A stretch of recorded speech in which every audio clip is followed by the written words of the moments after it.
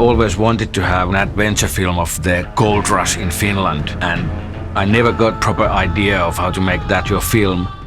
And a couple of years ago, I don't know what happened, but I thought about the Nazis who had to leave from Finland to Norway, and then it clicked, like, what would happen if these two stories would collide. This old fucker is a gold miner.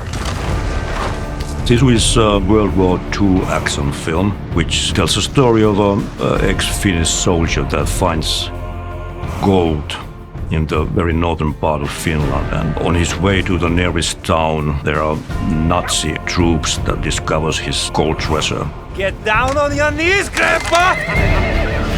The biggest war hero from Finland against the most iconic bad guys like Nazis. And there's gonna be a huge encounter of these two forces. We got gold! Nazis will have their ass kicked quite hard. Thank you, old fucker!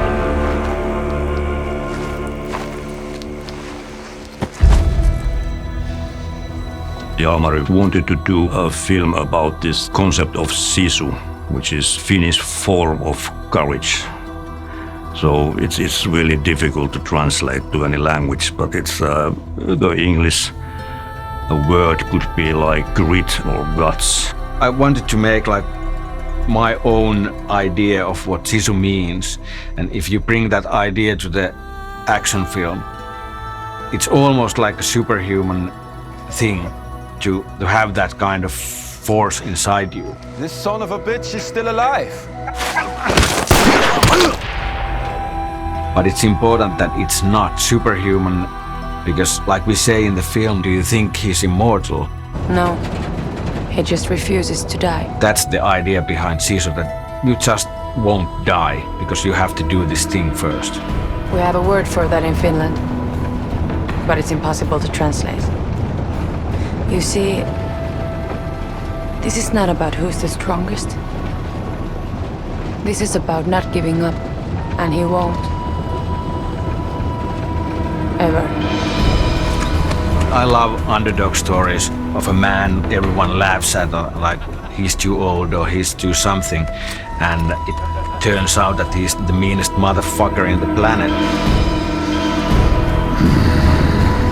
The underdog stories are resonating, I think. You just want that this guy will survive and kill all the Nazis in the end. He has given us orders. Turn back and head to Norway from Finland immediately. Did you tell him he just killed 7 of our men? I did. And? He thinks we were lucky. Fucking lucky. I think revenge is one of the most satisfying things that you can experience in a movie. It's a different story in the real world, but in movies it's so satisfying to have like a meaningful revenge to the guys who are doing some bad shit. The dog tags belong to a man named Aatami Korpi. He was a Finnish commando, the most feared in his unit. He's one mean motherfucker that you do not want to mess with. Aatami Korpi is like my fantasy of a Finnish war hero. There's bits and parts which I've read from the internet of these war heroes, but I added some stuff, of course. Aatami on aika sellainen jollain tavalla niin kuin mysteeri. Siitä ei hirveästi tiedetä, on vaan niin kuin olettamuksia, mitä se on tehnyt. Ja se on jonkunnäköinen legenda. Jotain sen liikkeessä tiedetään, että se on niin kuin 2 sodan veteraani, menettänyt kaiken. Ainoastaan sillä on niin kuin jäljellä enää rakkaat ystävät, koira ja hevonen. Hän ilmeisesti etsii uutta onneaan, etsii jotain tarkoitusta elämälleen ja ajattelee sen löytyvän kullasta. I think Jalmari wrote the script having Jorma Tommila in mind. Jorma was already acting in his first short films and then Jalmari's 2 feature films. Because he doesn't speak in this film, it's important to have an actor who is easy to watch and you can understand all kinds of stuff when you're just looking at him, looking his face, looking his hands, looking everything he does. There's something about Jorma Tommila that you can just look at him. You can shoot him, he doesn't have to say anything, and still it keeps it interesting. Jorma is the perfect Aatami. He's so thorough, he's so focused. He impresses me every day on shoot when I see him. He's like, I don't care. I wouldn't be that cool. Käsittelee niin montaa asiaa, että puhutaan jostain niin kuin oikeudenmukaisuudesta ja sodan mielettömyydestä ja ihmisten siitä sodan ajasta, mitä ihmiset on silloin joutunut kokemaan. Jorma spent quite a lot of time with guys who were like veterans from the World War II, and he explained the weird feeling he got from them because they were like so silent and somehow a bit sad, and I think he brought that to the character quite well. Kyllä toi jotenkin toi sota-aika ja se on kuitenkin niin kuin koskettanut muakin aika läheltä, että mun isä oli sodassa. Kyllä aina sen niin kuin ajan tutkiminen ja ymmärtäminen, niin se on mielenkiintoista ja jotenkin niin kuin auttaa selvittämään sitä niin kuin, tai samaistumaan siihen niin kuin oman isän maailmaan, mitä se on ollut ja mitä se on joutunut kokemaan siellä. Tämä niin kuin emotionaalinen ja sellainen niin kuin henkinen puoli siinä, niin se pitää jotenkin vaan sit yrittää ymmärtää, että mitä se on ollut ja asettaa itsensä niin kuin sellaiseen vähän samankaltaiseen tilanteeseen, niin kuin, miten ihminen käyttäytyy tämmöisessä tilanteessa.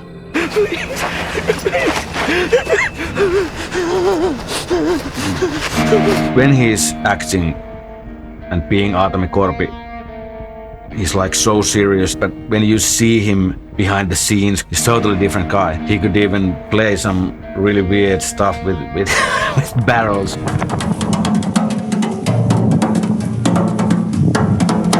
There's a huge contrast on how nice and kind he is for real.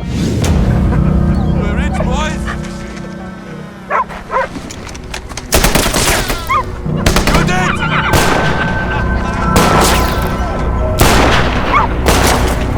I wanted to make the Nazis as hateful as possible, and they know that Germany is going to lose the war pretty soon, and they don't give a shit anymore.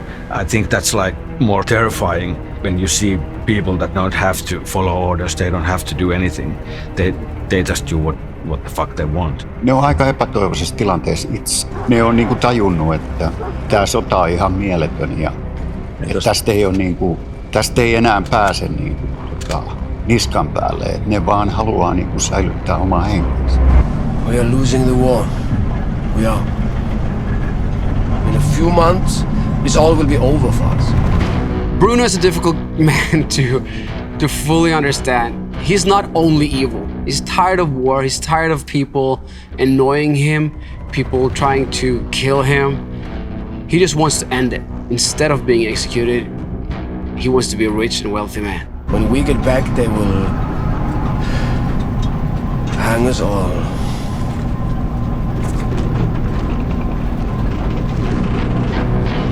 That gold is our way out. Reading the script gave me enough insight to portray him the way I wanted to do it, but also being in contact with Jalmari and ask him what he wanted. And our visions agreed. Aksel immediately understood what I'm trying to do, and he brings that idea really well to the screen, like how tired he is. But when he finds out that this guy has a lot of gold, something changes, like he still has hope. I think Aksel is really versatile actor.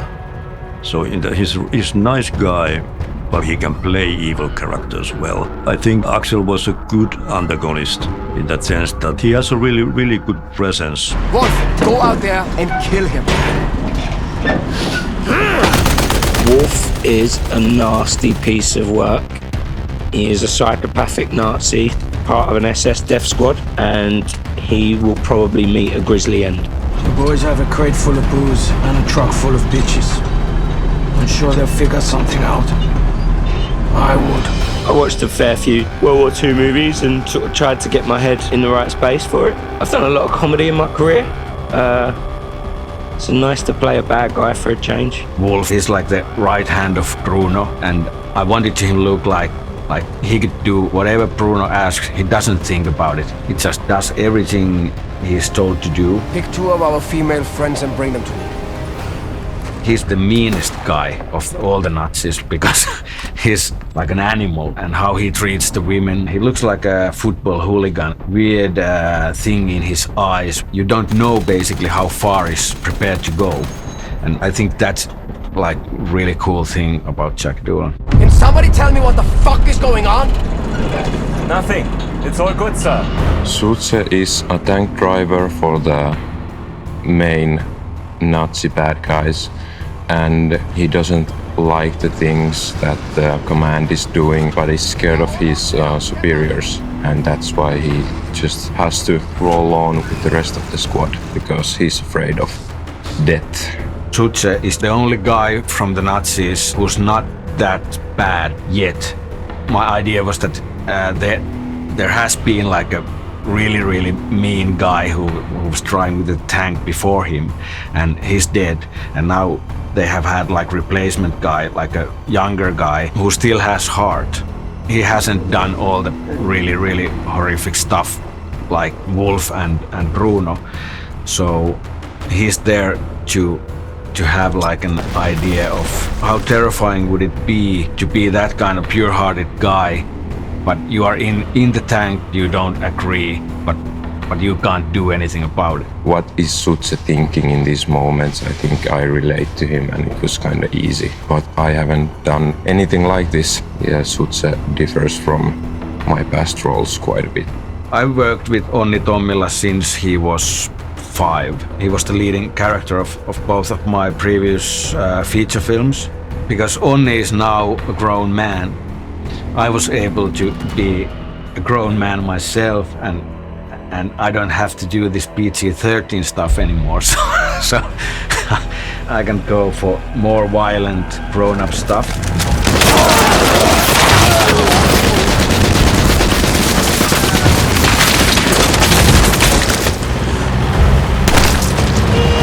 Aatami tapaa nämä naiset siellä kuorma tai löytää nämä naiset sieltä kuorma takaa.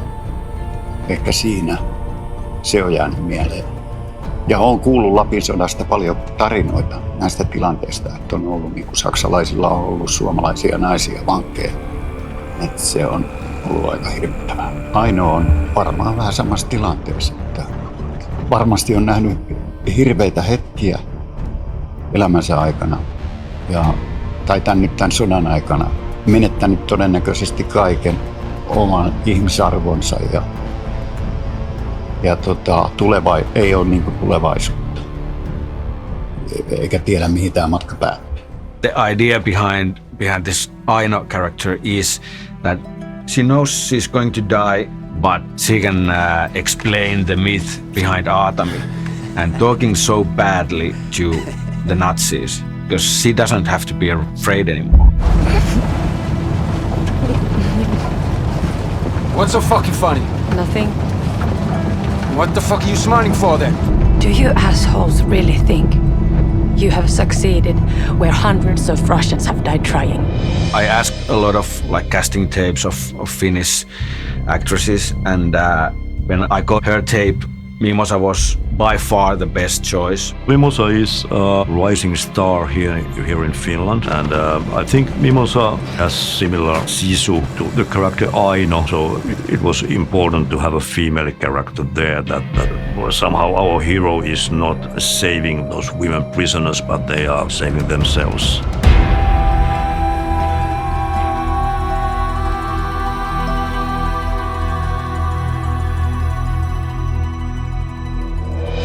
It was clear to me when I wrote Sisu that I have to shoot it somewhere where there's no trees. like a wasteland kind of desert. Basically, you don't even have a places to hide. Open space everywhere, like a Western kind of scenery. We looked for something that wasn't really kind of the Lapland we're used to in Finland. Instead, we were looking for this open landscape, and we found this as north that you can get before you get into the Arctic Ocean. Nuorgam is the most north place in Finland. It's really, really breathtaking. It was clear to me immediately that this is going to be the place, even though it was really hard place to shoot. And action! Lapland is not made for movie making. All the surroundings are beautiful. It looks stunning on camera. But if you're planning on going here and film, please bring all the walls for wind, all the umbrellas for rain, all the wool underwear for cold. It's a lot colder than a Brit is used to being. And for half the movie, I've got my shirt off, so that was difficult. The wind up on one of the mountains was 60 miles an hour at one point. Can't really think because the wind is so loud, the humming noise in your ears. Can't really hear your own thoughts. It's kind of almost shooting in Sahara when you get all this sand coming into the cast eyes, the crew, technical equipment, especially cameras. It was so windy in some days that even the helmets from the Nazi soldiers, they like flew off from the head. It was of course nicer to me because I had like a ski mask and safety goggles and a hood and a lot of clothes, but the actors didn't have that luxury.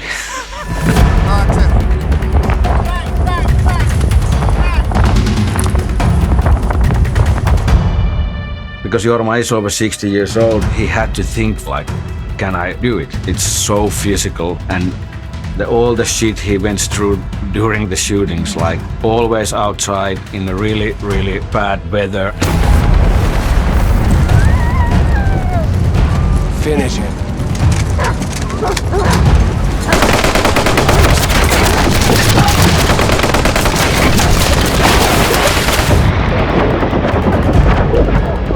Ensimmäinen ajatus oli, että pystynkö siihen. Kyllä mä tulin siihen tulokseen, että kyllä mä siihen pystyn. No, niin kuin sanoin jo aikaisemmin, että tämä on aika fyysinen ja ainakin niin kuin siinä mielessä niin aloitin niin kuin, treenaamaan fyysisesti. Jos vaikeuksista puhutaan, niin tietysti nämä niin kuin ilmastolliset olosuhteet on arvaamattomat. Monella tapaa on niin kuin arvaamattomia tilanteita tuolla. Ja se ehkä tässä on niin kuin ollut päällimmäisenä, että niin on tavallaan niin kuin joutunut senkin takia tekemään niin kuin paljon enemmän semmoista niin kuin fyysistä työtä. Kuvausten hetkellä niin kuin lämpimänä, ettei jäykisty ja kylmene sinne, että pystyy jotain ilmaisemaankin. Jorma went through a lot of coldness, standing in really freezing cold weather, in water, sat there for a long time. He stood up somehow by just really concentrating on the physical part of his acting.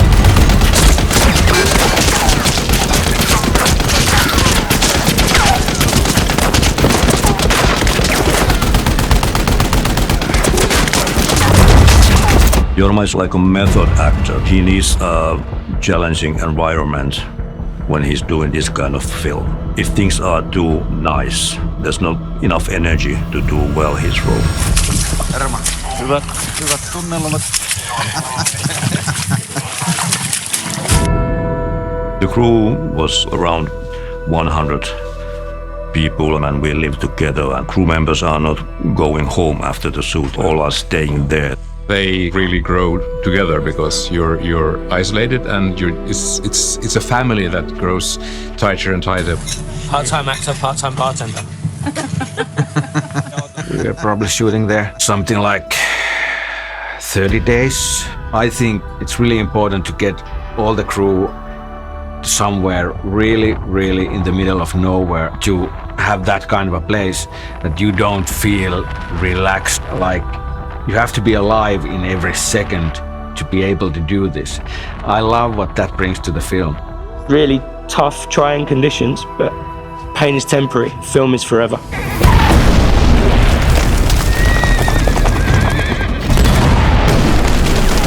It was clear to me from the beginning that when we have an action scene, I have to be more clever than the guys who have the $100 million budget. I needed to have that kind of action and that kind of kills. You just have to be inventive to stand out from all the other action films which are way bigger. Internally, I wanted to start like really easy, like to be very grounded and show how Aatami is doing his job in the wilderness, and it builds up into this really like big roller coaster ride of destroying Nazis.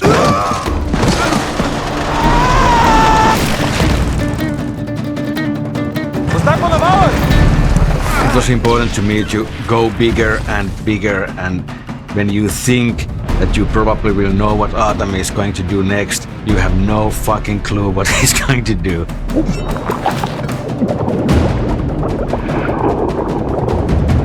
Whenever I have a good idea of how to kill Nazi or have a good action idea, I always use that idea where it should be used. I just have to invent something better. Later on, you have to go further. It was one of the most challenging things.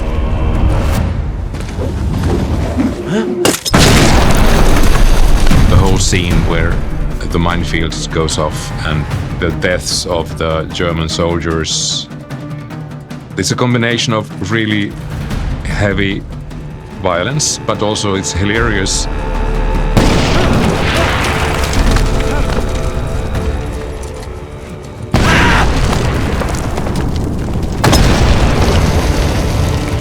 It's action-packed, obviously, but there is black humor there as well. I think it's a kind of style of a little bit over the top.